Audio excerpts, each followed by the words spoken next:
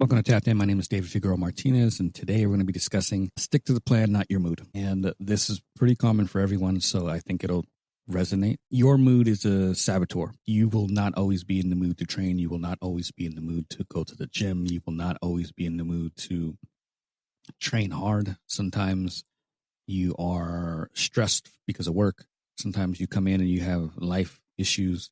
I've had people who have lost jobs, who have had sick family members, who have been overloaded from work, and by the end of the day, sometimes you're just exhausted and you're just not into it. You don't have the drive to keep going, and it's understandable. And sometimes it's fine just taking a couple of days off. I would recommend it's. I would also say that it's fine to take a couple of weeks off. Jiu-jitsu is just weird. There's no off season. So it's constant, and as long as you're balanced and you understand yourself and the things that are going around you, there's nothing wrong with taking some time off when needed. It really isn't.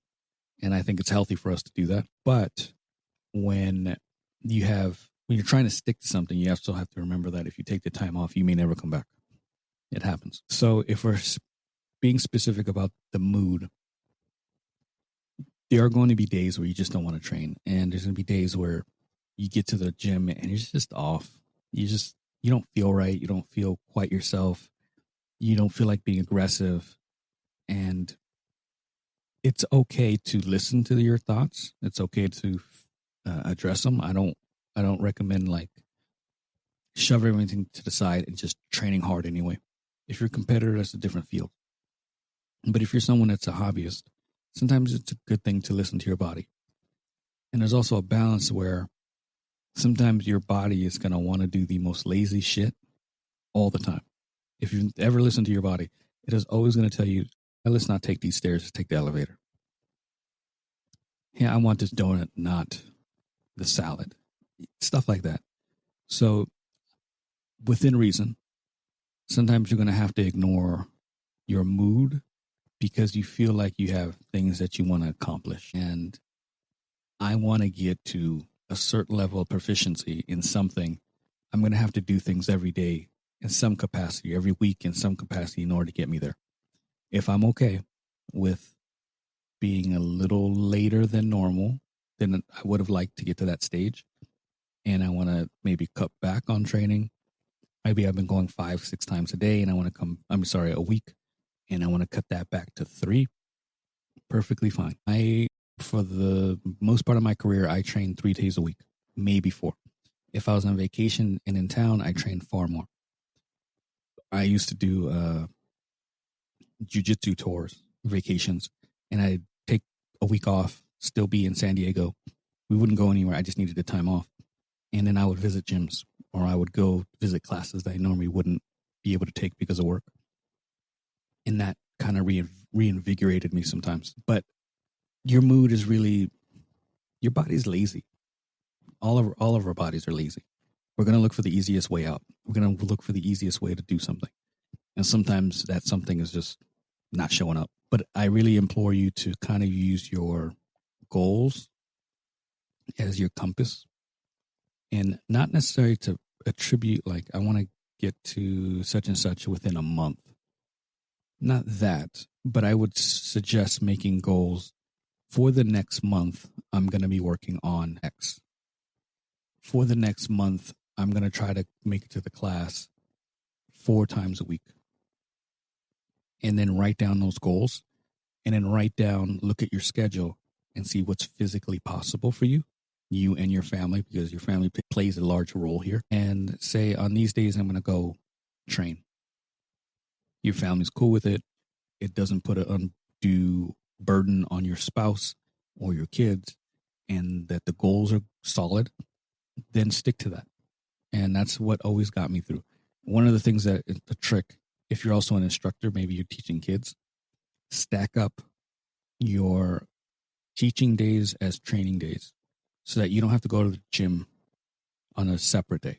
So I used to teach Tuesday, Wednesday kids class. So those are 2 days that I stayed for the adult class afterwards. So then everything was jam-packed into those specific days. And I picked another day, I don't remember what it was, to come in as well. If there's an open mat, I would jump in on that. So then it's structured. It's not a, oh, maybe I'll go today, maybe I'll go tomorrow type of a deal. It's structured. These are the days I go to the gym. The family understands that these are the days I go to the gym. And then we work everything around that. Something you could also do is look at alternative schedules. One of the biggest things that I find for me and other students was that once you get off work, getting to the gym is difficult some days because you went to work, went there for 8, 9, 10 hours, depending on your schedule. And then you're off. And then now you got to go do something really physical. You're exhausted. You're tired. You're stressed. Maybe you got a headache. You're not feeling great, whatever. That at the end of the day, it wasn't the greatest thing for me. And I did that for a really long time. Now at 44 and having taught 5 a.m. classes 3 times a week for the last almost 4 years, I don't like night classes anymore. When I get off work, I'm tired. Then I got to go home and probably hang out for an hour or two because I get off at 3:30, 4 o'clock. Classes until 6, sometimes 7. Like that gap of me getting home and relaxing, it is the biggest detriment to me getting to an evening class. Because when I get home, I'm tired. I'm lazy now. I have wound down. Getting out of the house is really difficult by that point for me. There isn't like my mood has changed. It's wind down time. What I've learned for me is if I can get to class early, and not all gyms do this. So if I can get to an early class, get it out of the way, then go to work, I don't have that mood disruptor that I have in the evenings. Even when I have to teach, I do a workshop at Sunny Dojo once a month, and it's at 7:15. I have probably that day, I probably taught a 5 a.m. class, went to work, got home, got to hang out for a couple of hours before leaving. Getting back into the motion is a little hard sometimes. I love teaching, and when I get there, I'm excited to teach. Don't get me wrong. But like downshifting and upshifting is an issue. And my mood will kill that if I have options and I have the option of not going. As the instructor, I got to go. But if it was me as a student, that would be hard. So I've gotten used to having the ability to just go to the 5 a.m. and getting an hour and 10 minutes of training in, getting to work, and then I'm done for the day. Like I don't have any other responsibilities. My mood can't sabotage me, can't ruin my goals, can't swerve me out of the lane that I'm supposed to be in. And it becomes a little easier. Yes, getting up at 4:15 every morning or whenever I need to train is difficult sometimes. But after you doing it for so long, your body just sort of gets used to it and says, okay, time to train. This is what we do. So maybe looking at scheduling can help some of the mood. Goals are massive. So write those down, make those your guiding light, and then do everything you can do to maintain that schedule. Whether you're doing 5 a.m.s or 6 p.m.s or whatever it is, do everything you can do to maintain those schedules so that your body and your habits get built. There's also this idea of like short-term feelings versus long-term progress. And when you have these long distance goals and you don't have any of the shorter ones, it can sometimes drive your mood to skip a class. So I highly suggest making short goals and long goals. Short goal, I'm implementing a guard. And anytime I spar, I'm going to implement this guard. Long term, I'm going to compete in a year, 6 months. So now you have both varying distances so that you can feel like there's something that you're working up to constantly, not just this long goal. If you only have the long goal, the same way if you've ever ran a half marathon or a marathon. I ran a half marathon back when I was a blue belt. I literally have not ran since. Literally, I'm not even joking. it ruined running for me. So take this as a grain of salt. But when I did this half marathon, I wanted to quit so many times. I hate running, but I did it because it was like a life goal. And the thing that got me through was how long to the next mile marker? How long to the next mile marker? And that was my thought process. Some people bring it down even further and they say, just the next step, the next step, the next step.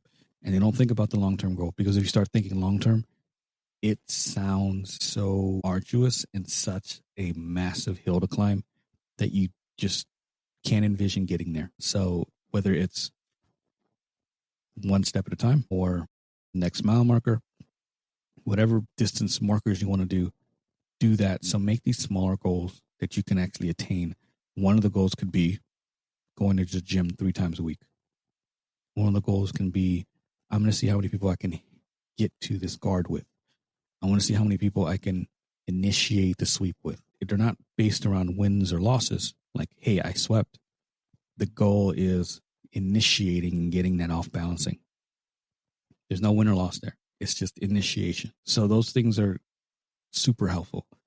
Again, if you only focus on the long term, whether it's the belts, the black belts, anything that's too far away, it's really easy to let your mood kind of settle in and drive your motivations away.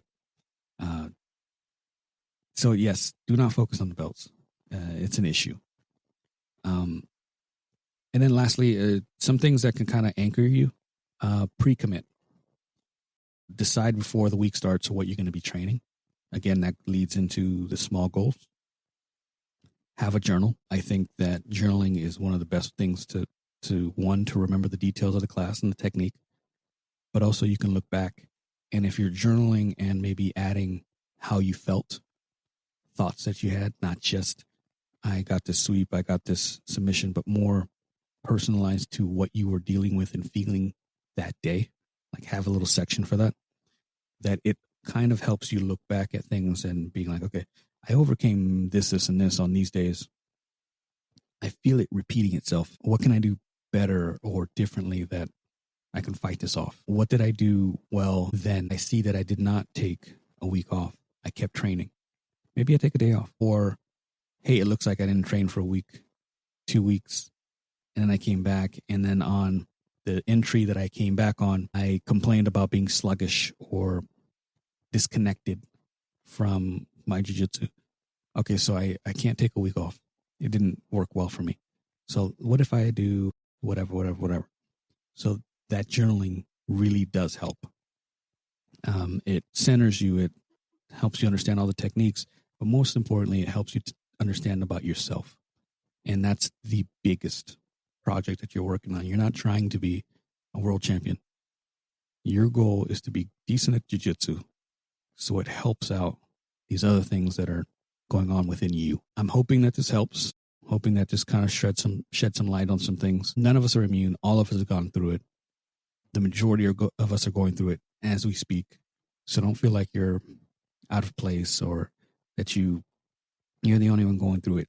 Ask other training partners, ask them what they're doing, how they overcame it. If you'd want my perspective on things that I had to overcome, please ask. Shoot me a message at dfm.2099 on Instagram or Threads. If you'd like to work with me, dfmcoaching.com. If you'd like to be part of the school DFM BJJ group, it is free. You look in the show notes. I have a link there. The only thing that I ask is that you remain positive, share feedback, be a part of the community, because it's really going to be a positive force for you and anyone else that has any struggles in jiu-jitsu. But I think it's going to be a really benefit even to me. So until next time, thank you so much.